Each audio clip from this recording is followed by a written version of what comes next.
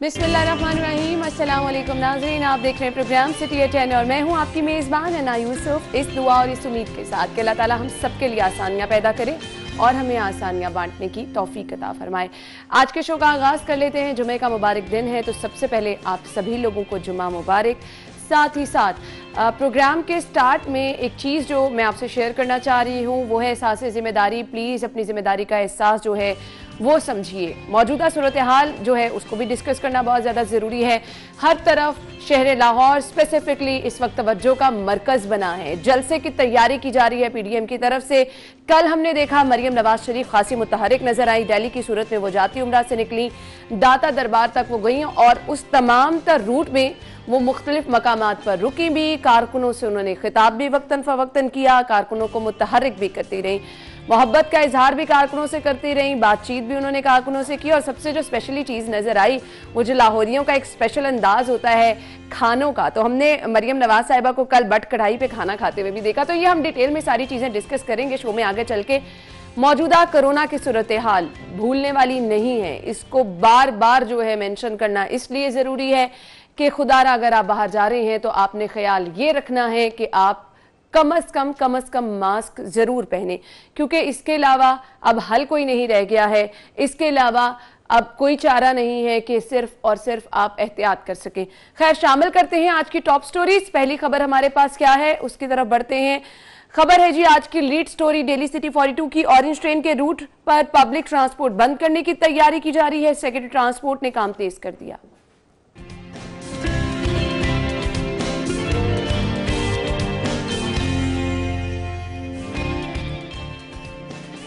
जाती उम्रा से दाता दरबार तक मरियम नवाज की रैली, पावर शो बन गई वालेहाना इस्तकबाल। दहशतगर्दी का बड़ा मंसूबा नाकाम, शाहदरा से राव के 5 दहशतगर्द गिरफ्तार।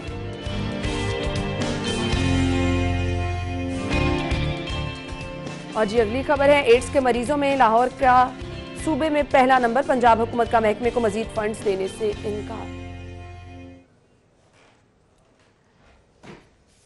जी तो नाज़रीन, ये है हमारी आज की टॉप स्टोरीज। इन्हें डिटेल में डिस्कस कर लेते हैं। स्टूडियो में हमारे साथ हमारे सीनियर रिपोर्टर इरफान मलिक मौजूद हैं। अस्सलाम वालेकुम इरफान। वालेकुम सलाम अन्ना, क्या हाल चल है आप? अन्ना ठीक ठाक। इरफान, पहली खबर की तरफ चलते हैं। खैर, जलसे की तो अब गहमा गहमी उरूज पर पहुंच चुकी है, उसकी तरफ आएंगे। पहली खबर हमारे पास है जी ऑरेंज ट्रेन के हवाले से। रूट पर पब्लिक ट्रांसपोर्ट बंद करने की तैयारी की जा रही है। अब ये क्यों किया जा रहा है, इसकी वजह यह है जी रोजाना 2.5 लाख मुसाफिरों का हदफ पूरा करने के लिए रूट पर मोटरसाइकिल रिक्शे और वैगने मरहलावार बंद की जाएंगी। इससे अब फायदा तो होगा ही, लेकिन नुकसान जो होगा, लोग जो परेशान होंगे, उसका मदावा कौन करेगा? अन्ना देखें, मुझे याद है जब ये मेट्रो बस बनी थी तो इसके साथ आप ऑरेंज लाइन ट्रेन जब बनाई गई तो मेट्रो बस के रूट के ऊपर भी बहुत से रूट बंद किए गए थे और उसके साथ मुतबादिल रूट वहाँ पे फ्राहम किए गए। और जब ये ऑरेंज लाइन ट्रेन बन रही थी तो इस प्रोजेक्ट के अंदर आपको स्पीडो बसों का बड़ा किरदार नज़र आता था। स्पीडो बसों का मकसद ये था कि एक कार्ड होगा, जो कार्ड कोई भी शहरी जो है उसको रिचार्ज करवा सकेगा। जैसे इंटरनेशनल जो है वो अगर ट्रैवल करने वाले जानते हैं कि वहाँ पे एक कार्ड लें, आप किसी भी ट्रेन में बैठे, उससे आपकी कटौती हो जाएगी, तो उसके बाद जो कार्ड आप रिचार्ज करवा सकते हैं। लेकिन यहाँ पे सूरत हाल ये थी कि आपने ऑरेंज लाइन ट्रेन जब बनाई तो उसके बाद स्पीडो बसें जो हैं वो अपना किरदार अदा ना कर सकी। ऑरेंज लाइन ट्रेन जो है वो उसने चलना शुरू कर दिया, लेकिन उसके साथ साथ ये हुआ कि जो लोग वहाँ पे आ रहे थे ट्रैवल करने के लिए, उनको मुतबादिल जो है वो फैसिलिटी मौजूद थी, बसें थी, वैगनें थी, चिंची रिक्शा से।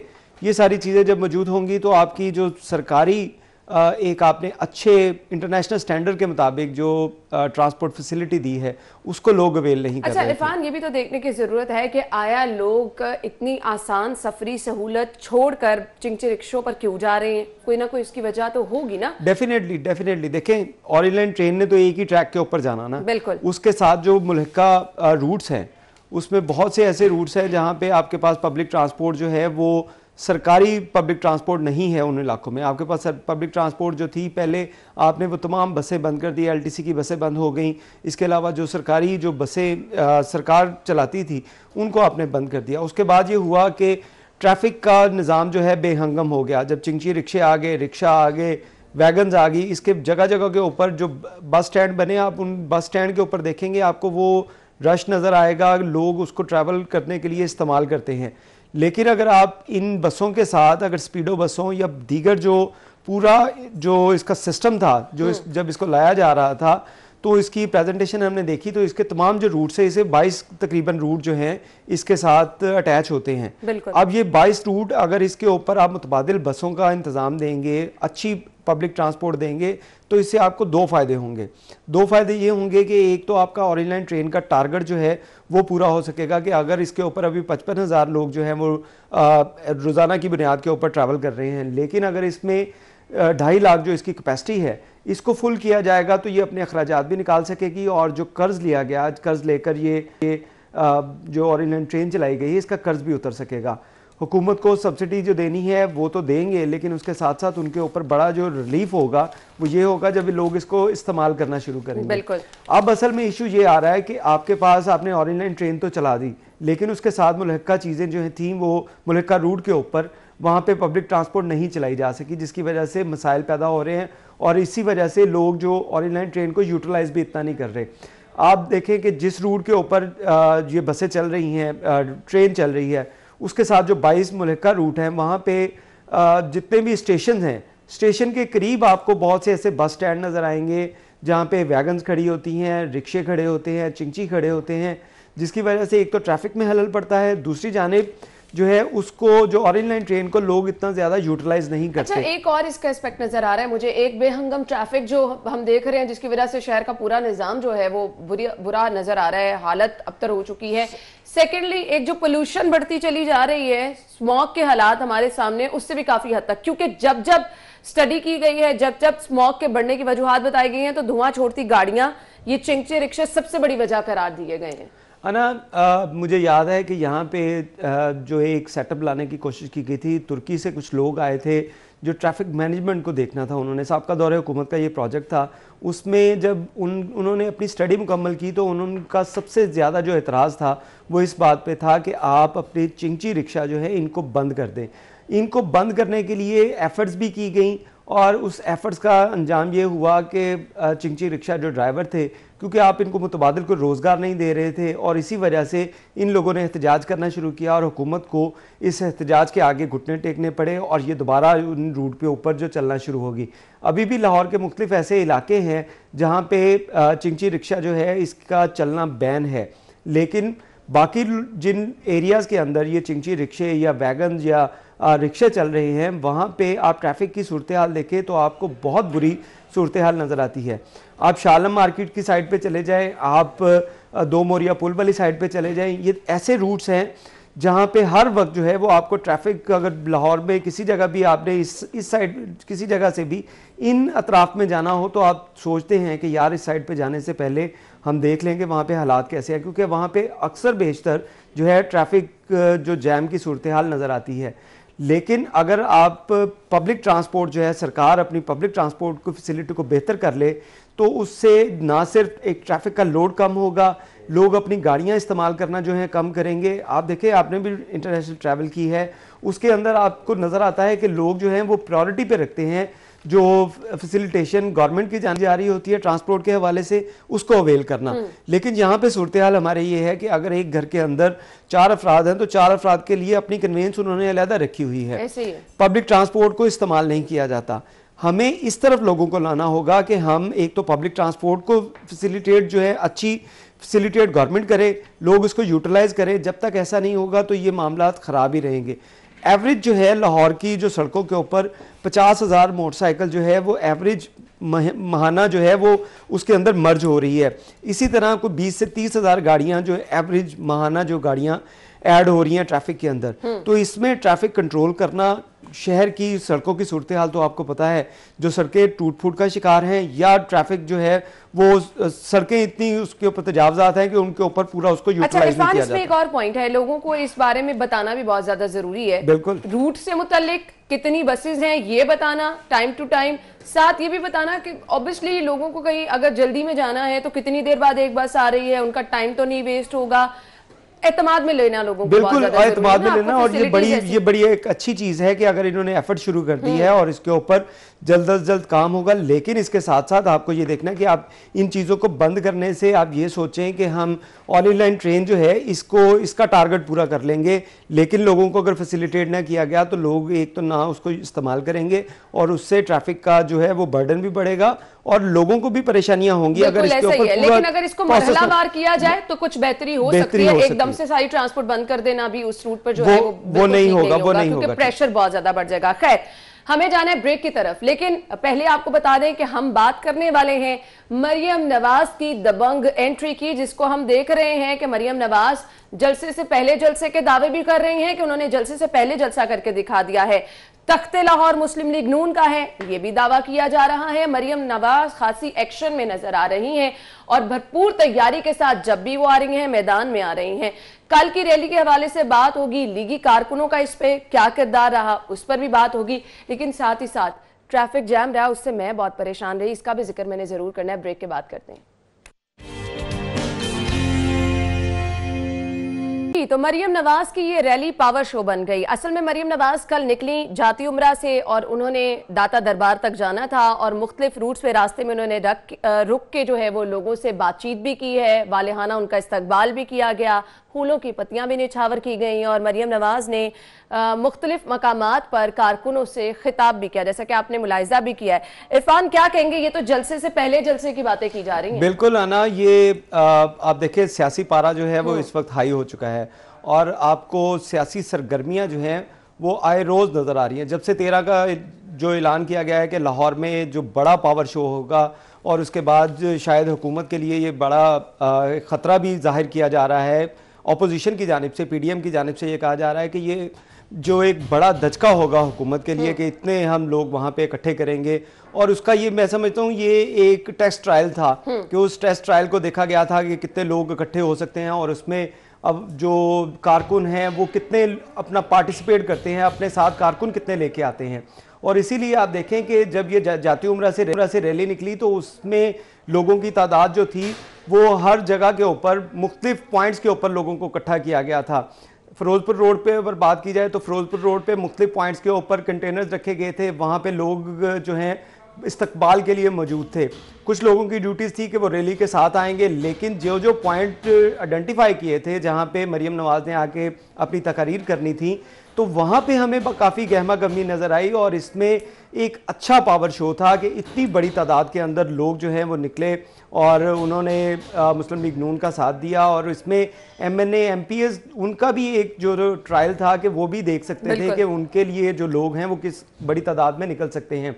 और हमने ये पावर शो एक वाकई कामयाब पावर शो था और इसमें जगह जगह के ऊपर जो लोगों की एक बड़ी तादाद थी, ख़ास तौर पर उस हालात के अंदर जब गिरफ्तारियाँ भी हो रही हों, जब हुकूमत की तरफ से मुकदमात भी दर्ज किए जा रहे हों, कोरोना का भी डर हो, तो इसमें ये एक अच्छा पावर शो था जो कर लिया गया। और उसमें मैं समझता हूँ कि अपोजिशन जो है और ख़ुसूसी तौर पर नून लीग बड़ी हद तक कामयाब रही कि अपनी पावर दिखाने में कि कितने लोग हम ला सकते हैं। अभी देखिए जलसे के लिए तो ये कहा जा रहा है कि मुल्क भर से लोग लाए जाएंगे, लेकिन हम अगर लाहौर की आवाम देखें जिसको ये दावत के लिए निकले थे और इसमें आप जगह जगह पे देखें जहाँ पे मरियम ने तकरीर की तो उसमें उन्होंने लोगों से रिक्वेस्ट की और उन्होंने यही कहा कि वो 13 को जो है वो जलसा गाह में पहुँचेंगे और उसको चाहे आंधी आए तूफ़ान आए उस पर जलसा होगा। और इसके लिए अभी जो इंतज़ामिया के साथ मुज़ाकरात भी चल रहे थे, कल भी जो है वो इंतज़ामिया के साथ मुज़ाकरात हुए DC ऑफिस के अंदर।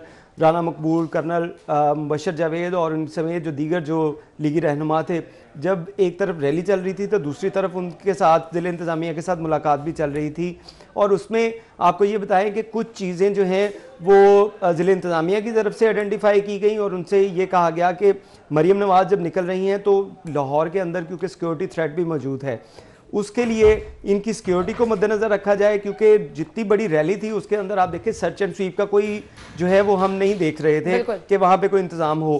तो लिहाजा एक तरफ इंतज़ामिया ने ये बताया, लेकिन जो मुस्लिम लीग नून की जो PDM जलसे के हवाले से जो इंतज़ामिया थी, राना मकबूल और कर्नल रिटायर्ड मुबशर जावेद, इन समेत जो जितने लोग थे, इन्होंने यही कहा हुकूमत से, ज़िला इंतज़ामिया से, DC ऑफिस से जो DC से मुलाकात हुई थी, कि जलसा जो है हर सूरत होगा। इसके लिए अगर हुकूमत सिक्योरिटी देना चाहती है तो दे, नहीं देना चाहती तो फिर भी उसके बावजूद भी जलसा होगा। और हम देख रहे हैं कि जलसे की तैयारियां भी हो रही हैं। कल की रैली की मैं खासतौर पे बात इरफान करना चाहूंगी। मरियम नवाज साहिबा ने बट कढ़ाई पे रुक के खाना भी खाया है और ऑब्वियसली हमने देखा जगह जगह पे सोशल मीडिया पे भी लोग इस पे बात कर रहे थे और ये चीज तवज्जो का मरकज भी बनी रही है। वो लाहौरी अंदाज जो होता है ना वो कल नजर आया। देखे कल लाहौर जो है वो नून लीग जो है हमेशा से यह दावा करती रही थी कि लाहौर जो है उनका मेन पावर हब है और उसको जो है वो उन्होंने शो भी कल करवाया, जितनी बड़ी तादाद लोगों की आई। और आप देखें कि जितने कारकुन आए थे उनके लिए मैंने जैसे बताया कि मुख्तलिफ जगह के ऊपर कंटेनर्स लगाकर वहाँ पे स्टेज बनाए गए थे, उन जगहों के ऊपर वहाँ पे उनके लिए खाने का इंतज़ाम भी था। और लाहौरिया हो तो खाना न उसे ना खाए। और कल जैसा मौसम था अच्छा, आइंदा चंद दिनों में मज़ीद मौसम ऐसा अच्छा रहेगा तो उसमें जो है वो आपको पता है भूख तो लगती है। तो मरियम नवाज भी जब रैली से निकली तो उन्होंने ये भी एक इसको भी आप कहें कि ये जलसे की तैयारियां थी कि लोगों को मोटिवेट करना था कि आए, कोई ऐसी मसला नहीं है। और इसीलिए वो वहाँ पे जब रुकी बट कढ़ाई पे उन्होंने खाना खाया तो वो वाकई तवज्जो का मरकज़ रहा। और इसके साथ साथ जो लोगों के लिए रास्ते में इंतजाम किए गए थे वो भी बड़े शानदार थे। जगह जगह पे आप देखें कि उनके फूल बरसाए गए, कई जगहों पे तो नोट भी बरसा दिए गए। और ये जो है अच्छा, और ये जो इम्पैक्ट था वो कारकुनों में एक घुल मिल जाने वाला फैक्टर भी नजर आता है और कारकुन आपके ज्यादा करीब आ जाते हैं। बिल्कुल बिल्कुल कारकुन, मैं वही बात कर रहा हूँ कि जब एक तरफ जब जिला इंतजामिया ये बता रही है कि आपको सिक्योरिटी थ्रेट्स भी हैं, उन्होंने पूरी जो नून लीग के सरबराह हैं उनको ये एडवाइजरी भी जारी कर दी है, उसके बावजूद जो हमें देखने में आया कि लोगों का जोश और वलवला, और ख़ुसूसी तौर पे जब लीडर्स खुद मैदान में आता है तो कारकुन जो है वो तो इंतज़ार में होता है कि हमारा लीडर हमें आवाज़ दे और हम निकलें। आप किसी भी जमात का जो जलसा देख लें, कोई रैली देख लें या मीटिंग्स देख लें, उसमें जब तक जो है वो लीडर खुद एक्टिव नहीं होगा तब तक आपको, और लीडर जब बट कढ़ाई खाने पहुंचा है तो इरफान मुझे लगता है इसके बाद बहुत सारे लोग जो हैं वो पहुंचने वाले। खैर, यहाँ पे डीजे बट का जिक्र अगर ना किया जाए तो मेरे ख्याल से वो बिल्कुल भी ठीक नहीं होगा। कल हमने डीजे बट की गुफ्तगू भी सुनी जिन्होंने ये कहा, हमने फुटेज भी देखी कि उनको तशद्दुद का निशाना भी बनाया गया। इस पर क्या कहेंगे इरफान?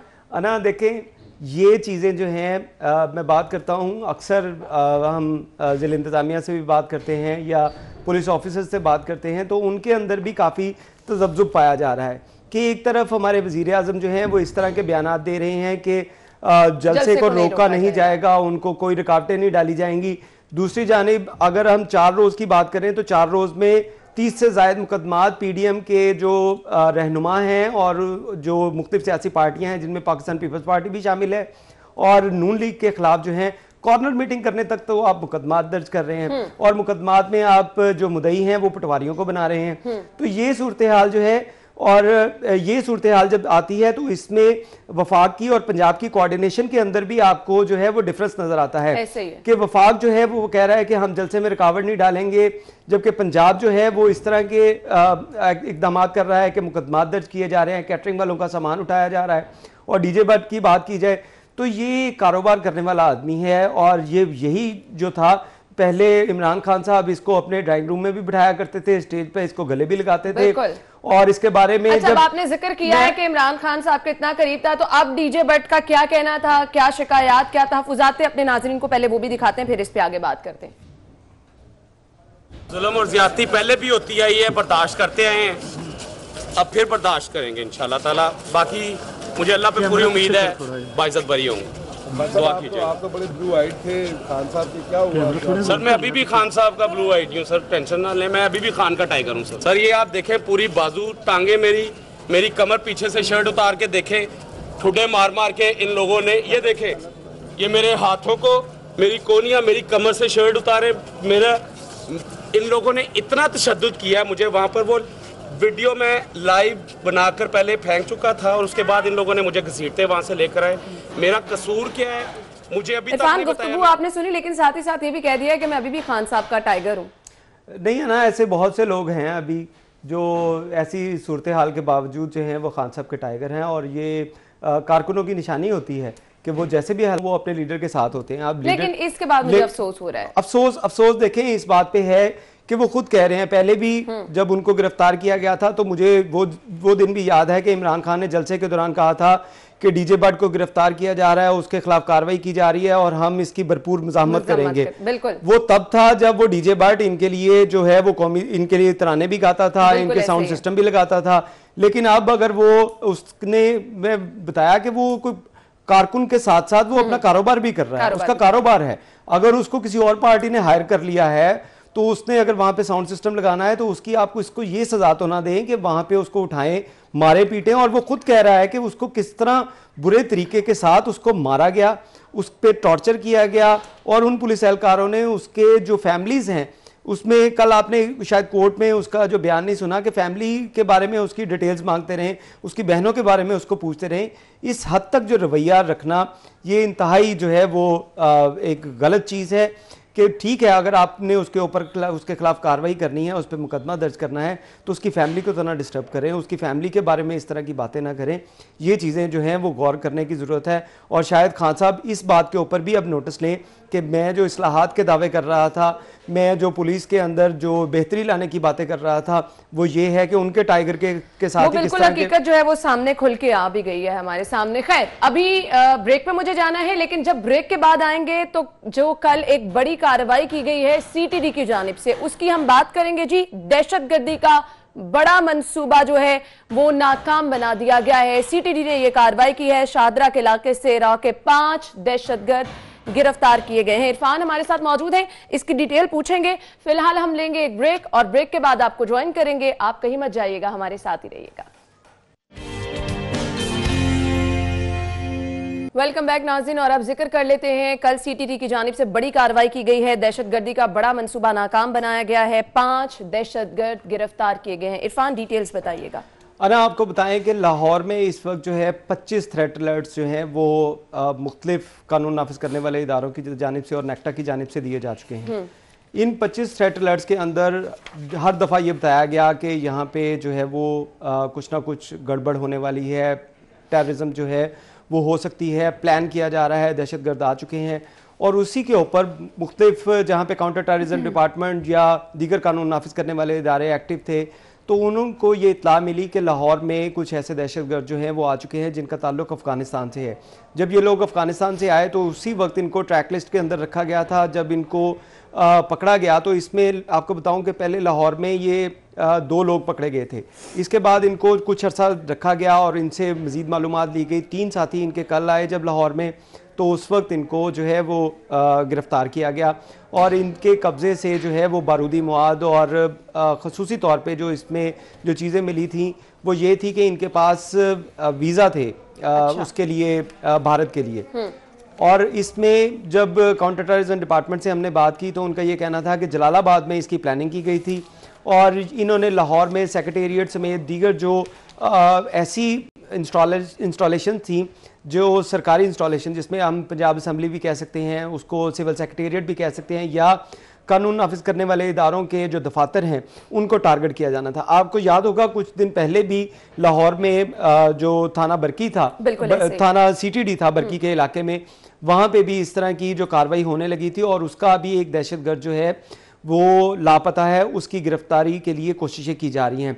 वहाँ पे भी ऐसा हुआ था कि दहशतगर्द जो था उसने अंदर जाने की कोशिश की थी, लेकिन जो सिक्योरिटी पे एहलकार बैठे हुए थे उनकी बर्वत कार्रवाई से वो मौके पे मारा गया और उसके कब्जे से 2 खुदकुश जैकेट्स बरामद की गई थी। यहाँ पे जो सूरत हाल है उसके बारे में भी आपको बताऊं कि जो दहशतगर्द मारा गया था उसके फिंगरप्रिंट लिए गए, उसका रिकॉर्ड जो है नहीं आया। इसका मतलब कि वो भी पाकिस्तानी नहीं है। नादरा के पास उसका जो फिंगरप्रिंट भेजे गए, बायोमेट्रिक उसका किया गया, उसका रिकॉर्ड नहीं है। तो उसकी जो आइडेंटिफिकेशन अभी तक नहीं हो पाई कि वो अफगानिस्तान से था, भारत से था, कहाँ से था, इसको प्रोब किया जा रहा है। लेकिन उसका जो दूसरा साथी था, क्योंकि वो अकेला शख्स जो है वो जैकेट नहीं लेके आ सकता, अकेला शख्स जो है हैंड ग्रेनेड या उसकी ट्रैवलिंग करना वहाँ पे पॉसिबल नहीं है। इसके लिए जो मुकदमा भी दर्ज किया गया था काउंटर टेररिज्म डिपार्टमेंट थाने के अंदर, उसके अंदर यही लिखा गया था कि एक मारा गया और उसके कुछ साथी जो हैं वो फरार होने में कामयाब हुए, जिनकी तलाश की जा रही है। वो अभी तक गिरफ्तार नहीं हुए। लेकिन ये एक नया नेटवर्क था। मैंने जैसे आपको बताया कि 25 अब तक जो है वो थ्रेट अलर्ट्स आ चुके हैं। कल भी एक थ्रेट अलर्ट आया कि लाहौर में कुछ हो सकता है, उसके ऊपर भी वर्किंग की जा रही है। और यहाँ पे वर्किंग की जा रही है और खबर के मुताबिक ये भी मेंशन किया गया है कि मजीद साथी भी शहर में होने का डेफिनेटली ये तशवीश जो तशवीशनाक बात है, और इसके ऊपर हमें घबराने की इस वजह से ज़रूरत नहीं है कि हमारे जो इदारे हैं, जिसमें हसास इदारे जो हैं हमारे, वो इसके ऊपर खासी जो है वो नज़र रखे हुए हैं, और उनके नज़र रखने की वजह से ही लाहौर एक बड़ी तबाही से बचा कि ये 5 लोग जो हैं इनका जो नेटवर्क जो है वो ब्रेक किया गया। और इसमें ख़ास चीज़ ये थी, जो इन्वेस्टिगेशन में चीज़ें सामने आई, कि इनको जो फंडिंग कर रही थी वो रा कर रही थी। रा ने फंडिंग की, जलालाबाद में इनकी मीटिंग हुई, और उस मीटिंग के बाद जो है ये लोग यहाँ पे प्लान करते हुए पाकिस्तान में पहुँचे। 2 लोग जो पहले गिरफ्तार हुए, उसके बाद 3 लोगों को मज़ीद बुलाया गया। उनकी मदद से ही जब वो यहाँ पे पहुँचे, जिन्होंने ये प्लान किया हुआ था कि लाहौर में मुख्तलिफ मकामात के ऊपर उन्होंने दहशतगर्दी करनी थी, उनको गिरफ्तार करके उनके खिलाफ जो मज़ीद कार्रवाई शुरू कर दी गई, और उनके बाकी साथियों को भी तलाश किया जा रहा है। लेकिन इसमें एक और चीज़ भी है, इसमें एक और चीज़ ये है कि जो लोग गिरफ्तार हुए, इनके जो बाकी साथी हैं, उनके लिए अभी मुख्तलिफ मकामात के ऊपर, सुबह भी हमने इस बारे में बात की, तो पता चला कि मुख्तलिफ इलाकों के अंदर जो है वो सर्च ऑपरेशन भी किए गए, और वहाँ पे कुछ इतलात थी, लेकिन अभी उसमें कामयाबी नहीं हुई। और यही उम्मीद की जा रही है कि आइंदा चंद दिनों के अंदर या आइंदा चंद घंटों के अंदर जो नेटवर्क का पता चला जाएगा, और उन लोगों को भी की जा रही हैं। तो हम दुआ गो हैं कि अल्लाह ताला रहम फरमाए और मददगार भी जो है वो साबित हो इसमें। Welcome back. खबर हमारे पास ये है जी, एड्स के मरीजों में शहर लाहौर का सूबे में पहला नंबर, इंतहाई तशवीशनाक की सूरत हाल है। और दूसरी जानिब साथ ही साथ खबर ये भी है कि फंड्स देने से भी इनकार कर दिया गया है। इरफान, सबसे पहले तो ये बताइएगा, एड्स है क्या? अना, देखिए, एड्स के बारे में अगर हम बात करें तो एड्स के फैलाव के बारे में, तो एड्स का फैलाव इंतहाई ख़तरनाक चीज़ है। और इसमें मुझे कुछ अर्सा पहले याद है कि पंजाब का ही एक ज़िला था जिसके अंदर एक गांव पूरा जो है वो एड्स के साथ जो मुतासर हुआ। उसकी वजूहात ये थी कि वहाँ पे एक हज्जाम था, मुख्तलिफ हज्जाम थे जो उनको वहाँ पे जो इक्विपमेंट यूज़ किया जाता है शेव करने के लिए, कटिंग करने के लिए, उसको जो था वो बाकायदा जो है वो उसको साफ़ नहीं किया जाता था, या उसमें जो हिफ़्ज़ान सेहत के असूल हैं उसको फॉलो नहीं किया जाता था, जिसकी वजह से पूरा जो एरिया था वो एड्स से मुतासिर हुआ। यही सूरत हाल अब लाहौर में बनती जा रही है कि लाहौर पंजाब का पहले नंबर पे आ गया जिसमें सबसे ज्यादा एड्स के मरीज हैं। एड्स के अब यहाँ पे लोगों को जो है एहतियात की तरफ और इंफॉर्मेशन की तरफ लेकर आना, आगाही जिसको कहा जाता है, तो आपकी मौजूदगी, आप मौजूद हैं, साथ ही साथ लोगों को हम इस बारे में इन्फॉर्म भी करना चाहते हैं। एड्स है क्या, इसके फैलाव की वजह क्या है, मैं ये भी चाहूंगी आप बताएं। इसकी फैलाव की वजह बड़ी सिंपल सी है कि आप अगर इन हिफ़्ज़ान सेहत के असूलों के ऊपर अमल करें और इसके ऊपर अगर प्रॉपर तरीके से अमल होना शुरू हो जाए, अगर हम हज्जाम की बात, जैसे मैं उसको पॉइंट आउट इसलिए कर रहा हूँ कि आपकी जो आबादी है, आबादी में से बहुत सा एक बड़ा हिस्सा जो है वो शेव अपनी खसूसी तौर पे करवाने के लिए हज्जाम के पास जाता है।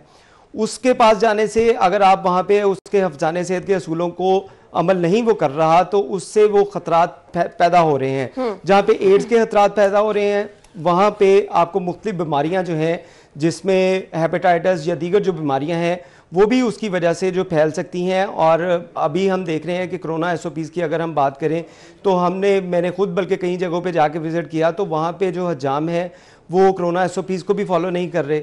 जब इस तरह की सूरत हाल होगी तो आप एड्स को कंट्रोल करना तो इसके लिए बड़ी मुश्किल होगा कि आप इन लोगों को फॉलो करवाएं कि कम अज़ कम इसको कंट्रोल करें। हमने पिछले दिनों ये खबर भी देखी कि जेलों के अंदर जो है वहाँ पे भी जो एड्स के मरीजों की तादाद बढ़ती जा रही है। अच्छा, तशवीशनाक सूरत हाल ये है, मरीजों की तादाद बढ़ती चली जा रही है, बहुत सारे लोगों को ये मालूम ही नहीं है कि एड्स है क्या। इरफान, ये बताइएगा, एड्स असल में है क्या? है ना, ये तो आपको कोई डॉक्टर ही बताएंगे अच्छे से कि एड्स से जो है, एड्स की बीमारी जो है उसमें क्या क्या चीजें सिम्पटम्स होती हैं, क्या-क्या है, वो तो जरूर हम साथ-साथ जिक्र करते जाएंगे। एहतियात के बारे में हम आपसे बात कर सकते हैं कि एहतियात के लिए आपको जो है वो जैसे हमने बात की कि ऐसे ताल्लुकात नहीं कायम रखने चाहिए जो गैर अखलाकी हों, और इन ताल्लुकात से भी जो अवॉइड करना चाहिए। हमें इसे जो इस्तेमाल करते हैं, ब्लेड इस्तेमाल करते हैं, रेजर इस्तेमाल करते हैं, ये एहतियाती तदाबीर अगर इनको इस्तेमाल करेंगे तो इनसे हम बहुत सी बीमारियों, सिर्फ एड्स नहीं, हम बहुत सी बीमारियों से बच सकेंगे। उसमें इस चीज़ों को जो फॉलो करने की ज़रूरत है कि जहाँ पे भी आप किसी भी शॉप पे जाएं, किसी भी जगह पे जाएं, तो कम से कम खुद जो एहतियात करें और आप देख सकें कि आपका हज्जाम जो है वो इन हिफाज़ान सेहत को असूलों को फॉलो कर रहा है, नहीं कर रहा। अच्छा इरफान, जेल में भी हमने ये अभी साई साहब ने खबर शेयर की थी कि एड्स के मरीजों की तादाद जो है बढ़ती चली जा रही है। ऑब्वियसली हम सूरत हाल अपने नाजरीन के साथ शेयर करते रहते हैं और मकसद भी यही होता है कि ज़्यादा से ज़्यादा आगाही फराहम की जाए। तो हमारे नाजरीन जो देख रहे हैं उन तक ये मालूमात भी पहुँचाना बहुत ज़्यादा ज़रूरी है। तो मैं चाहूँगी आप एक दफ़ा फिर से जिक्र कर दें कि इसकी वजूहात क्या हैं। ना इसकी वजूहात देखें, 2-3 वजूहात हैं। एड्स प्रोग्राम जब शुरू किया गया था तो उसमें भी आगाही के लिए, अवेयरनेस के लिए हम टीवी पे ऐड भी देखते थे, हम मुख्तलिफ जगहों के ऊपर बैनर्स भी नज़र आते थे, हमें स्किन्स भी नज़र आती थी। लेकिन अब वो भी जो है वो ख़त्म होना शुरू हो गया। लेकिन उसके मुताबिक जो हमने कैंपेन्स देखी थी उसमें यही बताया जा रहा था कि आप एक गैर अखलाकी जो आपके रिलेशंस हैं उससे इज्तनाब करें, हिफ्ज़ान सेहत के असूलों के ऊपर अमल करें, और ख़ुसूसी तौर पे जो हज्जाम हैं इनके पास जब आप जाएं तो वहाँ पे आप ये एहतियात ज़रूरी देखें। अच्छा इरफान, अब माशाल्लाह आप सीनियर हैं, फील्ड में महारत भी रखते हैं, तो लोगों तक ये इन्फॉर्मेशन पहुँचाना बहुत ज़्यादा ज़रूरी है। तो मुझे ये बताइएगा, मैक्सिमम इन्फॉर्मेशन हम चाहते हैं कि अपने लोगों तक पहुँचा सके, तो क्या कहना चाहेंगे आप? किस तरह से लोग बचाव कर सकते हैं, फैलाव को रोकने में अपना किरदार अदा कर सकते हैं? क्या राय देना चाहेंगे लोग? वही 2-3 सिंपल पॉइंट हैं जो अगर इसको फॉलो किया जाए तो आप जहाँ पे एड्स और इससे दीगर जो बीमारियां हैं बच सकते हैं। जैसे मैंने आपको बताया कि आप जो भी लोग हैं अगर वो ऐसे अपने रिलेशन जो हैं उसके अंदर एहतियात रखें। ब्रेक के बाद प्रोग्राम में आपको एक बार फिर से खुश आमदीद कहेंगे। जिन लोगों ने अभी हमें ज्वाइन किया है उन्हें गुड मॉर्निंग कहेंगे, और गुड मॉर्निंग के साथ साथ कुछ शहर के खूबसूरत मनाजिर भी आपको दिखाने का हमारा प्लान है। अभी मौसम की सूरत हाल भी जानते हैं और गुले दाऊदी की जो ज़बरदस्ती नुमाइश है उसकी सूरत हाल भी जानते हैं। शहरी आ रहे हैं, रंग बिरंगे फूलों के दरमियान एंजॉय भी कर रहे हैं। तो इन रंग बिरंगे फूलों के दरमियान सादिया खान भी मौजूद हैं। सादिया की तरफ चलते हैं। सादिया, सबसे पहले तो बताइएगा, रेस कोर्स में आप मौजूद हैं, मौसम कैसा है सुबह से?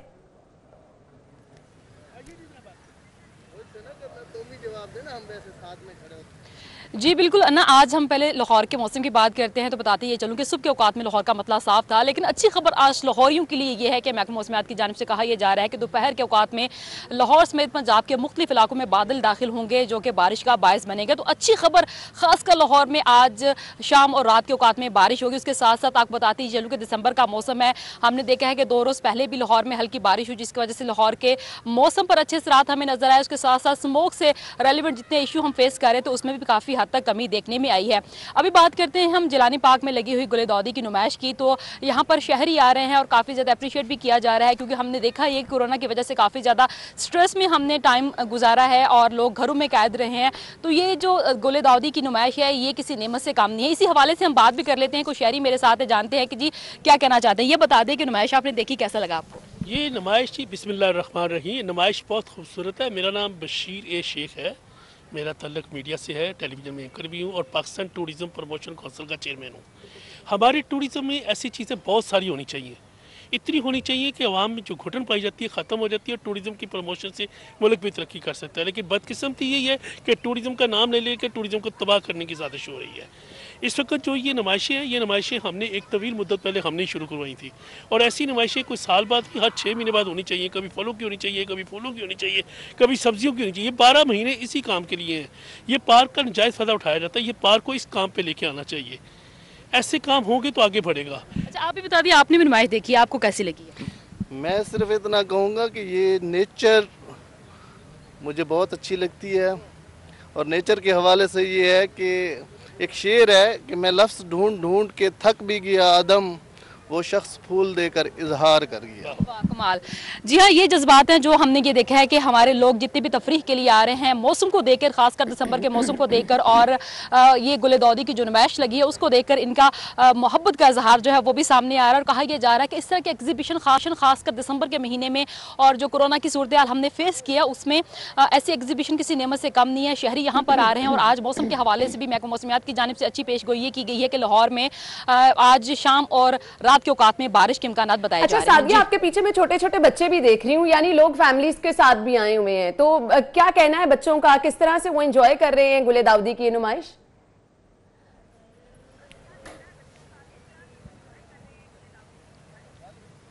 जी हाँ, मैंने खुद अभी बच्चे देखे हैं। बात यह है कि जी हमने ये देखा है कि स्कूल से छुट्टियां हैं, बच्चे घर में बैठकर थक चुके हैं और वालिदैन से ख्वाहिश का इजहार करते हैं कि अगर हम किसी प्ले लैंड में नहीं जा सकते या हम किसी गैदरिंग वाली जगह पे नहीं जा सकते तो हमें ऐसी जगह लेकर जाएं जहाँ पर नेचर भी हो, कुदरत भी हो, मौसम भी अच्छा हो और खूबसूरत माहौल हो। सादिया, क्योंकि हम बहुत सारे लोगों को कह रहे हैं कि उन्हें रेसकोर्स पार्क, जलानी पार्क की नुमाइश देखने के लिए आना चाहिए, तो मुझे कुछ ये बता दें कि यहाँ पर इंतजामात कैसे किए गए हैं, क्योंकि कोविड भी है तो लोगों को एहतियात का भी हम कह रहे हैं, तो यहाँ पर इंतजामात ऐसे अच्छे किए गए हैं कि लोग अपनी फैमिलीज के साथ आए, हम उनको रिकमेंड करें?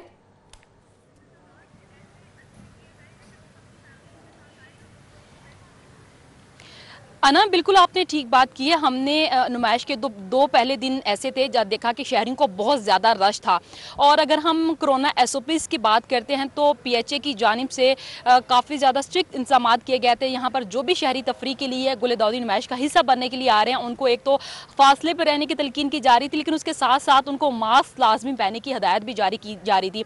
इनको कहा यह जा रहा है कि आप गैदरिंग का हिस्सा नहीं बने, आप नुमाइश देखें और पार्क से बाहर निकलते जाए। 2 दिन काफ़ी रश था। हमने ये देखा है कि यहाँ पर शहरी लाइनों में लाकर इस नुमाइश को देखने के लिए लाइनों में लगे रहे हैं। उनका टेम्परेचर चेक किया जाता रहा है, उनकी सिक्योरिटी चेक की जाती रही है। उसके साथ साथ अगर किसी ने मास्क नहीं पहना हुआ तो उसे गुलदाउदी नुमाइश में दाखिल होने की इजाज़त भी नहीं दी जाती रही। यहाँ पर गार्ड्स भिड़े हैं जो कि बार बार शहरियों को यही कह रहे हैं कि आप मजमे की सूरत में जमा नहीं हो, आप नुमाइश देखें और पार्क से बाहर निकल जाएं ताकि जो आने वाले दूसरे सियाह हैं उनको भी नुमाइश देखने का मौका मिले, दूसरे लोगों को भी मौका मिल सके। सादिया, बहुत बहुत शुक्रिया आपका। जलानी पार्क में आप मौजूद थी, आप तो एंजॉय कर रही रहेंगे, वहाँ पे मौजूद हैं लोग जो यहाँ पर आ रहे हैं, उनसे रिक्वेस्ट ये करना चाहेंगे कि आप ही लोगों के लिए इस नुमाइश का एहतमाम किया गया है। अगर आप अपनी फैमिलीज के साथ आ रहे हैं, जरूरी ये चीज है कि आप SOPs का जरूर ख्याल रखें। सेगमेंट की तरफ बढ़ते हैं और शामिल कर लेते हैं आज के भाव।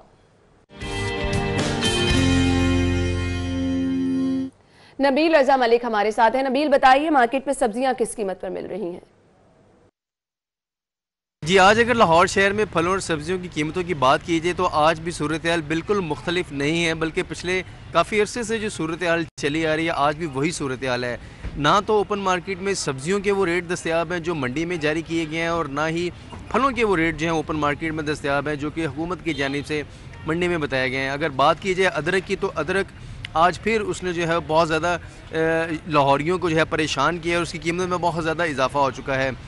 सरकारी रेट लिस्ट के मुताबिक अदरक जो है वो मंडी में 625 रुपये फ़ी किलो पर दस्तयाब है, लेकिन ओपन मार्केट के जो दुकानदार हैं छोटे बड़े, उनकी जानिब से बताया जा रहा है कि मंडी में अदरक जो है वो 8 से 900 रुपये फ़ी किलो में फ़रोख्त की जा रही है। और किस तरह वो ओपन मार्केट में इसको 625 रुपये फ़ी किलो पर फ़रोख्त करें, जिसकी वजह से इस वक्त मैं जिस दुकान पर खड़ा हूँ इस छोटे दुकानदार ने आज मंडी से अदरक नहीं ख़रीदी, क्योंकि इसका ये कहना है कि वो 900 रुपये की अदरक ख़रीद कर 625 रुपये में किस तरह फ़रोख्त करे। और अभी कुछ देर पहले हमने देखा कि 2 से 3 ग्राहक भी यहाँ पर हैं, उन्होंने अदरक पूछी है लेकिन उनको अदरक नहीं मिला, क्योंकि छोटे बड़े जो ताजर हैं वो अदरक को रखने से गुरेज कर रहे हैं क्योंकि उसके रेट बहुत ज़्यादा और कंट्रोल नहीं किए जा रहे। इसी तरह अगर प्याज की बात की जाए तो सरकारी रेट लिस्ट के मुताबिक प्याज जो हैं वो 50 रुपये फ़ी किलो में फ़रोख्त किए जाने चाहिए, लेकिन ओपन मार्केट में सूरत हाल ऐसी नहीं है। ओपन मार्केट में 70 से 80 रुपये फ़ी किलो तक प्याज जो है वो फ़रोख्त किए जा रहे हैं।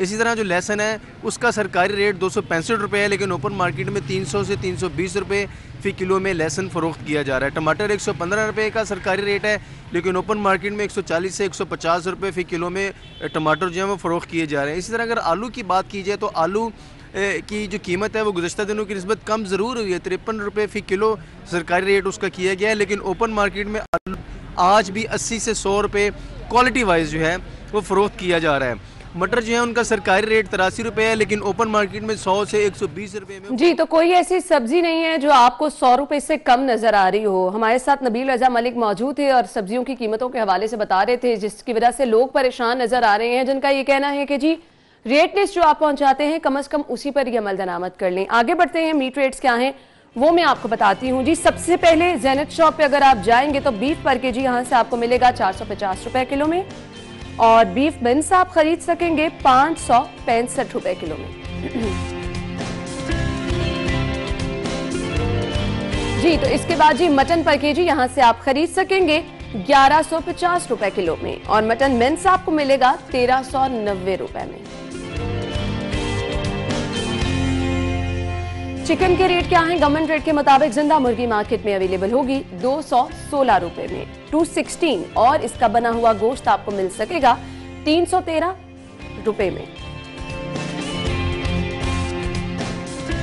आगे बढ़ते हैं, एग रेट्स क्या हैं वो भी जान लीजिए जी। सबसे पहले है हमारे पास रिटेल प्राइस, और रिटेल प्राइस के मुताबिक आप अंडों की खरीदारी कर सकते हैं 189 रुपीस में। अगर आप होलसेल से खरीदारी करने के लिए जाएंगे 2 रुपए की बचत के साथ 187 रुपए दर्जन में आप अंडों की खरीदारी कर सकते हैं, यानी 187 रुपीस में।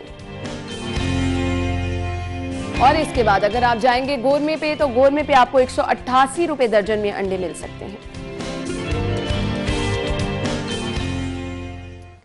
जी, ये तो रेट से आपने जान लिया। आगे बढ़ते हैं और आपको बताते हैं सेल्स कहां कहां लगी हैं बचत बाजार में।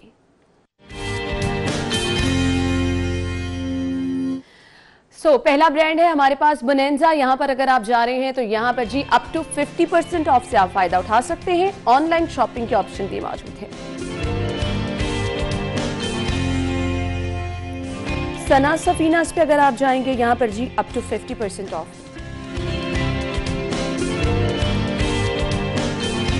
मोटिव्स अप टू 50% यहां पर भी ऑफ है। यहां पर भी आप जा सकते हैं, अपने पसंद की कपड़ों की खरीदारी कर सकते हैं। नेक्स्ट है जी हमारे पास इंसिग्निया, अप टू 50% ऑफ है यहां पे।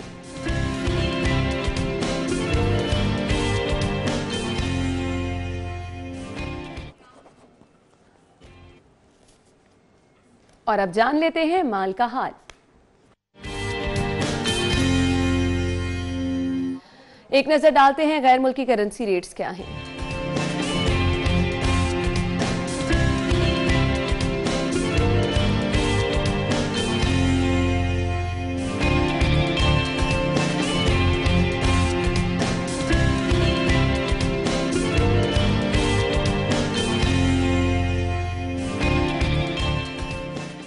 जी तो नाज़रीन, माल का हाल आपने जान लिया। प्रोग्राम में अभी कुछ बात कर लेते हैं शहर के मुख्तलिफ इलाकों में जो लॉकडाउन किया गया है। गालिबन 50 से ज्यादा इलाके हैं शहर के जहां पर लॉकडाउन किया गया है, और ये वो इलाके हैं जहां पर कोविड के केसेस ज्यादा रिपोर्ट हुए, तो अल्टीमेटली लॉकडाउन की तरफ जाना पड़ा। फाहद भट्टी हमारे साथ मौजूद होंगे, उनसे जानते हैं कि लॉकडाउन जो किया गया किन बुनियादों पर किया गया, और यहां पर वाकई ही इंप्लीमेंट करवाया भी जा रहा है एसओपीज पर, और लॉकडाउन करने का मकसद भी नजर आ रहा है या नहीं। जी फाहद बताइए। जी बिल्कुल, शहर भर में कोरोना वायरस की दूसरी लहर से बचाव के लिए स्मार्ट लॉकडाउन जारी है। शहर के 55 इलाके हैं जहां पर स्मार्ट लॉकडाउन किया गया है। न्यू मुस्लिम टाउन के इलाके में मैं इस वक्त मौजूद हूं। यहां पर भी कुछ ऐसे इलाके हैं जहां पर स्मार्ट लॉकडाउन जो है वो जारी है। पुलिस एहलकार तैनात हैं। उसके अलावा जो यहाँ पर रहाइश पजीर लोग हैं उनको हिदायत की जा रही हैं कि आप लोग मास्क की पाबंदी जो है उसको लाजिम बनाएं। उसके अलावा एहतियाती तदाबीर जो है वो लाजमी अपनाएं। पुलिस एहलकार यहाँ पर तैनात हैं, मगर सिर्फ फर्जी ड्यूटी ही साबित होती हुई नज़र आ रही है पुलिस एहलकारों की, क्योंकि जो 2 पुलिस एहलकार यहाँ पर तैनात किए गए हैं, ना तो वो किसी शहरी को हिदायत कर रहे हैं, ना ही किसी को रोक रहे हैं कि उसने मास्क पहना है या नहीं पहना, या कोई भी जो शहरी घर से बाहर निकलना चाहते हैं वो बड़े आराम से जो है वो आमदरफ्त कर सकते हैं। उसके अलावा इन इलाकों में जहाँ पर स्मार्ट लॉकडाउन किया गया है उनमें सुबह 9 से रात 10 बजे तक जो है वो दुकानें खोलने की इजाज़त है। खाने पीने की अशिया और दूध फरोश, उसके अलावा जो फल फरोश है वो दुकानें खुली रह सकती हैं। उसके अलावा मेडिकल स्टोर्स और हस्पताल जो हैं, डिस्पेंसरीज जो हैं, वो 24 घंटे खुली रखने की इजाज़त है। मगर स्मार्ट लॉकडाउन करने का मकसद ये है कि शहरियों की। ठीक है Fahad, thank you so much, आप हमारे साथ मौजूद थे और लॉकडाउन की सूरत हाल से आपने अपडेट किया। ब्रेक लेंगे, ब्रेक के बाद ज्वाइन करते हैं। मयारी तालीम की हम अक्सर कहते हैं कि जी बात सुनते रहते हैं। जब भी आपने अपने बच्चे का किसी स्कूल में एडमिशन कराना है, कॉलेज में एडमिशन कराना है, यूनिवर्सिटी में एडमिशन कराना है, तो पेरेंट्स बड़े कंसर्न नज़र आते हैं कि किसी अच्छी जगह पर, किसी नाम वाले स्कूल कॉलेज में अपने बच्चे का एडमिशन कराएं, ताकि सबको पता चले कि हमारा बच्चा बहुत अच्छे स्कूल में या अच्छे कॉलेज में या अच्छी यूनिवर्सिटी में पढ़ता है। तालीम असल में है क्या? जो मकसद तालीम का है वो ये इदारे पूरा कर रहे हैं या नहीं? तालीम सिर्फ तालीम ही नहीं, अब कारोबार भी बनती चली जा रही है। असल में तालीम क्या है, इस पर हम बात करने वाले हैं। स्टूडियो में हमारे साथ हमारे मेहमान मोटिवेशनल स्पीकर मौजूद हैं। तारुफ में आपके साथ कराना चाहूंगी, शहरियार हैदर ने हमें ज्वाइन किया है। अस्सलाम वालेकुम जी। वालेकुम अस्सलाम। क्या हाल चाल है शहरियार? जी अल्हम्दुलिल्लाह। शहरियार, मुझे सबसे पहले बताइएगा तालीम है क्या? पहली चीज़ जो तालीम के हवाले से हमें मालूम होनी चाहिए वो ये कि तालीम का मकसद इंसान को उसके इस कायनात में मौजूद होने का एहसास दिलाना है। बिल्कुल। कुछ मकासद हैं जो इंसान को अचीव करने हैं। उनमें एक मकसद ये है कि हमें कलेक्टिव एफ़र्ट्स करके अपने इर्द गिर्द गिरदो नवा में बेहतरी लाने की कोशिश करना है। वो बेहतरी क्या है? क्या वो मजहबी मेयार से बेहतरी है? क्या वो नफसियाती तौर पर बेहतरी लानी है? या ये कोई फ़लसफ़े की बहस है कि सिर्फ़ किताबों तक, सिर्फ डिस्कशंस तक महदूद है? ऐसा नहीं है। तालीम का मकसद इंसान को ये रियलाइज़ करवाना है कि उसके कायनात में आने से कुछ ऐसा हो जो पहले नहीं हुआ। कायनात की तकमील उसके लिए तब मुकम्मल होती है जब वो ये बावर कर ले कि मेरे आने से कुछ ऐसी चीज़ें होंगी जो पहले नहीं मौजूद हो सकें। फॉर इंस्टेंस, एक शख्स को ये जब पता लग जाए कि मेरे दुनिया में आने से कुछ मामलात बेहतर हो सकते हैं, वो तालीम के मेयार में देखे जाएं या फिर आप दूसरे स्टैंडर्ड्स में देख लें। फॉर इंस्टेंस कि मईशत में कुछ बेहतरी लानी है, कुछ ऐसा सिस्टम इंट्रोड्यूस करवाना है जिससे सेहत का निज़ाम बेहतर हो जाए, तो मुराद ये है कि तालीम आपको अपने पोटेंशियल्स को, तालीम आपको पोटेंशियल देती नहीं है, पोटेंशियल ऑलरेडी है, नेटिव एबिलिटी है। तालीम उस पोटेंशियल को इस्तेमाल करने के तरीके बताती है और ये रियलाइज करवाती है कि माशरे के वो कौन से सेक्टर्स हैं जहां पर आपकी काविश ज़रूरी है। अभी जो हमारा तालीमी मयार है उस पर आप क्या कहना चाहेंगे? फिलहाल तो हमें हर स्कूल, हर कॉलेज हमें नज़र आ रहा है कि सिर्फ अपने कारोबार चला रहे हैं और मौजूदा सूरत हाल में ऐसा है भी। आप फीसें ले रहे हैं ऑनलाइन स्टडी के नाम पर, उस तरह से ना क्लासें हो रही हैं, ना बच्चे चीज़ों को अंडरस्टैंड कर पा रहे हैं। क्या कहेंगे? अच्छा, इस हवाले से हमें बड़ा क्लियर होना पड़ेगा। ये बड़ा क्लीशेड एक कॉन्सेप्ट है कि तालीम कारोबार बन चुकी है। डेफिनेटली कारोबार ज़रूरत है और कारोबार के बगैर आप निज़ाम को आगे नहीं लेके जा सकते। फॉर इंस्टेंस, पाकिस्तानी इकॉनमी जो है वो भी इस काबिल नहीं है कि मुकम्मल तौर पर निजी इदारे बंद कर दें और सरकारी इदारे तालीम की जो ज़रूरियात हैं उनको पूरा कर लें। तो इस लिहाज से हमें ये देखना होगा कि जब हम कहते हैं कि एजुकेशन एक इंडस्ट्री बन चुकी है तो ये बड़ा कॉम्प्लिकेटेड टॉपिक है। इंडस्ट्री तो है मगर इसमें कोई मुज़ायका नहीं है कि अगर इसमें पैसे कमाए जा रहे हैं, लेकिन शर्त यह है कि अगर मकासद पूरे हो रहे हैं, मेयार पे कॉम्प्रोमाइज तो नहीं होना चाहिए, मेयार मकसदियत नहीं खत्म होनी बिल्कुल चाहिए। एक मेयार बना लें, मकसदियत बना लें, कोशिश करें कि आपके पास गाइडलाइंस हों। पाकिस्तान में आप ये इतराज़ कर सकते हैं कि जहां एक तरफ ये इंडस्ट्री बन गई है तो वहां स्टेट रेगुलेशन बड़ी कंट्रोल्ड होनी चाहिए, वो नहीं है। स्टेट कहीं कमज़ोर हो गई है और ये जो निजी तालीमी इदारों का निज़ाम है वहाँ पर ऐसा भी कहना गलत है कि निजी तालीमी इदारे ही सब कुछ मैनेज कर रहे हैं। ये बड़ा हैपहैज़र्ड सा कल्चर है कि यहाँ किसी को कुछ नहीं पता कि कौन चीज़ें रन कर रहा है और कहाँ से कैसे चल रही हैं। फॉर इंस्टेंस, एक मिसाल आपने दी कि ऑनलाइन टीचिंग है, फ़ीसें हम ले रहे हैं, तो मेयार का क्या? तो डेफिनेटली इस हवाले से निजी तालीमी इदारों को भी बाउंड करना ज़रूरी था कि आप ट्यूशन फ़ी लें, बाकी फैसिलिटीज़ पे आपका एक्सपेंडिचर नहीं हो रहा, तो स्टूडेंट्स को इसमें रिलीफ दें, पेरेंट्स को इसमें रिलीफ दें। मगर मकसद ये है कि जब आप कहते हैं कि तालीम कारोबार बन चुकी है तो वहाँ कारोबार के साथ जो मेयार का आना है कि तालीमी निज़ाम में वो सहूलियात मुहैया की जाएँ, वो मेयार इंट्रोड्यूस करवाया जाए कि हम तालीम को लिंक कर दें इंडस्ट्री से। अब ये भी एक बहुत बड़ा स्कैम हम इसका शिकार हो जाते हैं कि जब हम कहते हैं कि तालीम को इंडस्ट्री से लिंक करें, जी करना चाहिए, मगर क्या तालीम का मकसद सिर्फ इंडस्ट्री को ही रॉ मटेरियल प्रोवाइड करना है या फिर इसके कुछ इससे भी बड़े ग्रैंड पर्पसेस हैं? फॉर एग्जांपल, इंसान की शख्सियत साजी तालीम का काम है, इंसान की मकसदियत तालीम का काम है, और यही वो बेसिक चीज है जो कि हम बार बार जब बात करते हैं बच्चों की तरबियत की, तो आपकी तालीम का जब मकसद तय हो जाता है तो बच्चों की तरबियत खुद ब खुद राइट ट्रैक पे चली जाती है। तो तालीम का मकसद एक माहौल पैदा करना है, वो माहौल जो साजगार है जिसमें फिर सारे काम। लेकिन ये कहने से कि तालीम को कारोबार ना बनाएं और इंडस्ट्री के साथ लिंक करें, यहाँ हम इस बात का भी शिकार हो जाते हैं कि इंडस्ट्री से लिंक करने का फिर मतलब ये है कि हम मुख्तलिफ इदारों को उनकी रिक्वायर्ड जो ज़रूरियात हैं वो पूरी करने के लिए बच्चे तैयार करके दे दें, तो बाकी मुआशरा जो है उसके अंदर आपको रिलीजियस स्कॉलर चाहिए जो कंट्रोवर्शियल ना हो, जो कौमी ज़रूरतों को मद्देनज़र रखते हुए बैनुल अक़वामी मेयार के बच्चे तैयार करें। आपको यहाँ पर मईशत दान चाहिए, आपको साइंसदान चाहिए, उसके अलावा आपको समाजी तौर पर इस्लाह पसंद लोग चाहिए, रिफॉर्मर्स चाहिए। तो इन मेरा मकसद ये है कि सिर्फ साइंटिफिक प्रैक्टिकल या अकाउंटिंग एंड फाइनेंस वाली ज़रूरियात पूरी ना करने की तरफ तवज्जो सिर्फ दी जाए, बल्कि आप इमरानियात की तरफ भी तवज्जो। बिल्कुल, जो असल मकसद है वो समझना बहुत ज़रूरी है। शहरियार, बहुत बहुत शुक्रिया आपके वक्त के लिए। नाज़रीन, हमें जाना है एक ब्रेक की तरफ, ब्रेक लेंगे और ब्रेक के बाद आपको एक बार फिर से ज्वाइन करेंगे। हमारे साथ रहिएगा।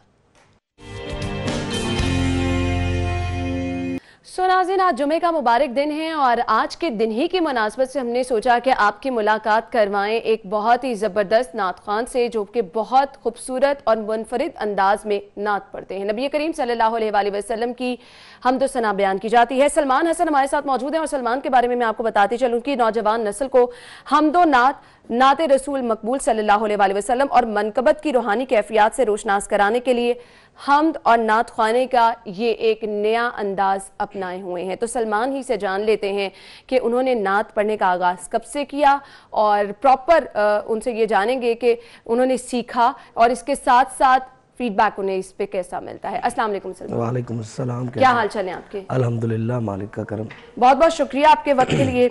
सबसे पहले तो मैं आपसे जानना चाहूँगी, बिलाशुबा ये एक इंतहाई जिम्मेदाराना और बहुत ही खूबसूरत तरीके से आपकी कोशिश हमेशा से होती है कि आप आका दो जहां मोहम्मद सल्लल्लाहु अलैहि वसल्लम की शान को बयान करें। कैसा लगता है? ये तो रूह से ताल्लुक़ है ना सरकार दो आलम हज़रत मोहम्मद मुस्तफ़ा सल्लल्लाहु अलैहि वसल्लम का। तो जब भी मैंने आप सरकार का जिक्र करता हूँ, खुसूसन अपनी नात ख़ानी हो या अपनी महाफिल भी होती हैं जिसमें हम जिक्र करते हैं, तो वो जब इनकी बात चलती है तो फिर वो ताल्लुक़ रूह से हो जाता है। फिर जो ज़बान से निकलता है वो अल्फाज वो अदा करते हैं। अब जितने मेरे नातिया कलाम हैं या हमदिया कलाम भी हैं और जो मनकबत खानी भी मैं करता हूँ, वो अल्फाज जो है आम रूटीन में मेरे पास नहीं होते, लेकिन जब वो अता करते हैं तो वो कलम खुद बहुत लिखना है, यानी कैफियत जो है उसकी वजह वो रूहानी कैफियत है। बिल्कुल, उससे स्पिरिचुअलिटी आपके अंदर वो एक ऐसी कैफियत में आप चले जाते हैं जिसका बयान करना अल्फाज में मेरे ख्याल में मुमकिन नहीं है। सही। तो नात पढ़ने का शौक कब से पैदा हुआ? क्या कोई इंस्पिरेशन थी? बचपन से स्कूल में इवेंट्स हुआ करते थे। मैं जिस स्कूल में पढ़ता था तो उधर हफ्तावार खुसूसन जुम्मे के दिन नात खानी की जाती थी, तो आवाज़ रब ने अच्छी दे दी थी और दादा हजूर जो थे, मेरे परदादा थे, वो भी नात खानी किया करते थे। वो इतने प्रोग्राम्स में नहीं जाया करते थे, लेकिन एक शौक था, आवाज़ अच्छी थी। तो जब वो पढ़ते तो यहाँ तो हमद होती थी या नात होती थी या मनकबत होता था, तो वही चीज़ मेरे में खून के ज़रिए आई है। तो बचपन में मैं स्कूल में अल्हम्दुलिल्लाह किया करता, फिर कॉलेज लाइफ में गए, फिर उधर पढ़ना शुरू कर दी। तो आहिस्ता आहिस्ता ये प्रोफेशन नहीं मैंने बनाया, अभी भी मेरा पैशन ही है। अब बेसिकली मैं ये करना चाह रहा हूँ कि जो मेरा पैगाम है, जो नौजवान नस्ल है, खुसूसन टीन्स जो है हमारे, starting from 13 and we can go to 19 and 20, आप उसको भी कंसिडर कर लें, जो बच्चे हैं वो म्यूजिक की तरफ काफ़ी राग़िब है। तो अब उनको म्यूजिक के ज़रिए ही अक़ीदतमंदी का सबक भी पढ़ाया जाए, ये मेरी कोशिश है। सही। तो वो कोशिश जारी रहेगी। अच्छा, ये जो मुनफरिद अंदाज आपका हमने देखा, इसका आइडिया क्या, इसके पीछे आइडिया ये था कि नौजवानों तक पैगाम भी पहुंचाया जाए और एक नया अंदाज भी जो है मुतारिफ कराया जाए? बेशक, बिल्कुल। आप देखिए हम 2020 में जी रहे हैं, लेकिन आजकल अभी भी नात खानी को और हमद खानी को एक ऐसी जगह पे रखा जाता है कि जैसे कि ये किसी प्रोग्राम के लिए बनाई गई हैं। यानी कि अब अल्लाह का नाम जो है, जो मैं आजकल बच्चों में भी देखता हूँ, अक्सर जो भी जवान हो रहे हैं, वो ये है कि वो अलहदा से कर रहे होते हैं। हमद खानी का प्रोग्राम वो अलहदा से करेंगे, और अगर कोई इन्होंने कवाली का प्रोग्राम किया हो या दूसरा तो वो अलहदा से। हालांकि ये अंदाज अलहदा है, अल्फाज तो, अकीदत तो आपको अल्फाज से मिलती है। सही। म्यूजिक तो सिर्फ एक ब्रिज का काम करता है, उसमें जो मौसीकी है उसमें एक ब्रिज का काम कर रही है। अगर आप उसको जो अल्फाज है उसको अपने अल्फाजों की ताकत को पहुंचा रहे हैं, तो I guess you are doing your work and can be done. सही। तो आपकी मौजूदगी का फायदा उठाते हुए हम जरूर चाहेंगे कि आप नातिया कलाम हमें भी सुनाएं। इंशाल्लाह जरूर। बिस्मिल्लाह। सही, माशाल्लाह, सुभान अल्लाह, बहुत ही खूबसूरत अंदाज। नौजवानों को आपका पैगाम क्या होगा, क्या कहना चाहेंगे वो नौजवान जो कि नात खानी का शौक रखते हैं, सीखना चाहते हैं, कोई मैसेज उनको देना चाहें?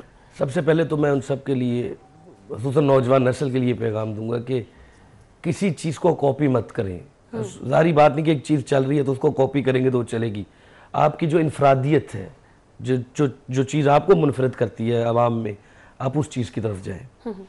तो सबसे पहले कॉपी को बंद किया जाए और अपनी इनफरादियत को दिखाया जाए, आपके पास क्या टैलेंट है। अल्लाह पाक ने हर इंसान, हर नौजवान, हर बंदे में एक अलहदा खूबी दी है जो दूसरे में नहीं है। ये उस रब की कुदरत है बस वो टटोलने के लिए कई दफ़ा आपको प्लेटफॉर्म चाहिए होते हैं जो वो चीज़ दिखा सके। कई दफ़ा आपको खुद अंदर से महसूस होता है कि आपके अंदर क्या चीज़ है। और सेकेंडली हर चीज़ को खुद पाने की कोशिश करें। जो नौजवान नस्ल है वो आजकल इतनी लेम हो चुकी है कि वो चाहती है, ख्वाबों की दुनिया में रहती है कि ख्वाब ही होगा तो एकदम से सारी चीजें खुद सही, यानी मेहनत की बहुत ज्यादा जरूरत है। थैंक यू सो मच, बहुत बहुत शुक्रिया आपके वक्त के लिए। के साथ ही प्रोग्राम का वक्त इख्तिताम को पहुंचा। अपना ख्याल रखिएगा, इजाजत दीजिए, अल्लाह हाफिज।